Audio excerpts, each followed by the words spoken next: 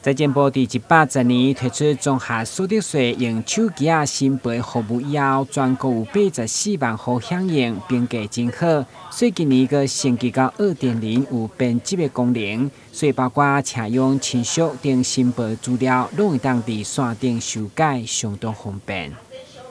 109年度，如果你是采用凭证或者是行动电话认证线上登录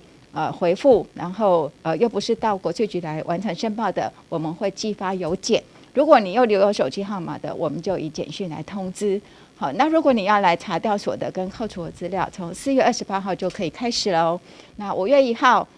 劳动节适逢礼拜天，要提醒大家，我们没有上班哈。所以我们中午加班收件的日期有5月2号、5月25到27，还有5月30、5月31。那5月31号当天呢，我们延长收件到晚上的7点。好，那手机报税2.0的功能大大提升哈，要告诉我们的民众，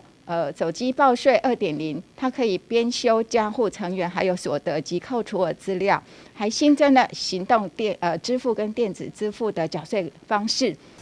佮到了报税季节，今年同款有真侪更新变化，有啥物减免会当省？财政部南区国税局嘛整理6大报税小撇步，予纳税人一摆掌握。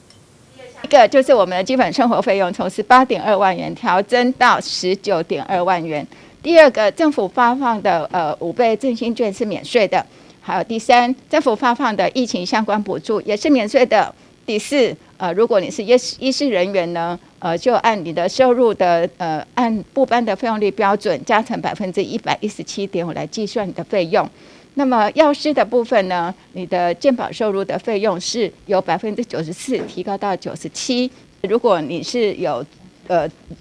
房子出租给这个领有政府的租金补贴的公益出租人或者是社会住宅使用的，从110年6月1号开始，每一个月的租金收入免税额度从1万元提高到1.5万元。好，所以一定要记得。最后一项就是，如果你是军公教或者是政务人员，那么你所缴付的退抚基金或者是自提储金，从110年1月1号开始，不会计入你提缴年度的薪资收入来课税，这是要特别提醒大家的。如果你是在家用手机还有网络报税，或者是使用智慧依化的缴税功能完成申报的，那么我们可以参加抽奖。我们最大的奖项是5万元哦，请大家不要错过，记得在家用手机跟网络完成报税才有资格。今日报税维持5月1号到5月31号，只是5月1号是劳动节休假，而且万一有疫情影响，中央会统一来调整。另外，民众若要查询所得税甲扣除资料服务，今年4月2日开始就会当提醒大家注意。咱来新闻，古文集和乔芳采访报道。